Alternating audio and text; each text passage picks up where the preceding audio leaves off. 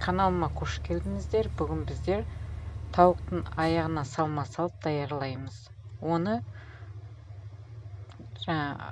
екінші тамақ ретінде де ысылай беруге болады, немесе тіске басар ретінде де қонақтыққа әзірлеуіңізге болады. Қонақтыққа әзірлейтін болсаңыздар, онда балапанның аяғын алсаңыздар, өте әдемі көрінеді, кішкентай болып, шағын болып. Ал енді күнделікті жеуге онда дейтін ірісін аласыздар. Жаңа күнделікті окорочка сатып аласыздар, сол окорочканы аяғынан бөліп алсаңыздар болады. Бұл жерде сосын аяғынан ажыратып алғаннан кейін ас үй асханасынан балғасымен ұрғылап жұмсартып шығасыздар. Барлығын солай сүйегін етінен ажыратып алғаннан кейін балғамен ұрғылап әзірлеп аламыз. Енді жаңа айттым, мен мына жерде тіске басар ретінде кішкентай балапанның аяғын қолдандым.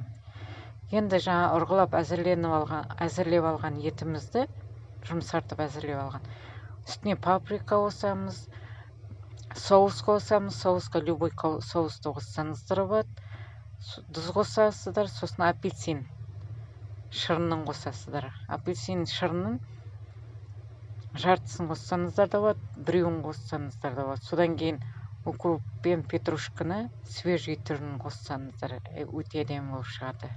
Паприка бұл жерде қызыл түс береді, әрін береді, дәм де береді, жақсы түс беріп тұрады. Содан кейін жаңа жұмсартып алған етіміздің ортасына қызанақ пен болгар бұрышын, жіңішкелеп туралған болгар бұрышын салып, орап, рулет қылып орап аламыз да, орама ретінде орап алып, жаңағы терісін, сүйегінен ажыратып алған теріні ішіне нығыздап салып қоямыз. Барлығын солай істеп шығасыздар. Мен мына жерде 2 түрлі салма жасадым. Салмаға өзіңізге ұнаған кез келген нені салуыңызға болады. Мысалы үшін мен мына жерде енді жаңа қызанақ пен болгар бұрышын салдым.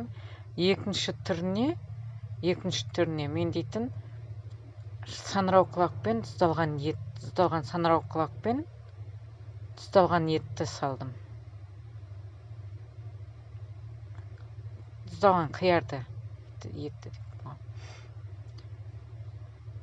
Бұл жерде де сол жаңағыдай қызанақ пен болгар перцін неткен сияқты орап, нығыздап, жаңа терімізге салып шығамыз. Аяқтың терісіне салып шығасыздар барлығын. Бұл жол сол жіңішкелеп туралған болсын, салып шығасыздар. Жұмыртқа да салуға болады, суға піскен жұмыртқаны. Содан кейін бұның үстіне майонез бен соусты араластырып қосып, жағып шығамыз барлығын.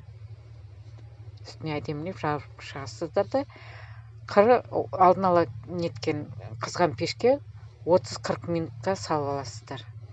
Ас болсын, сіздер де әзірлеп көріңіздер. Мен сыртынан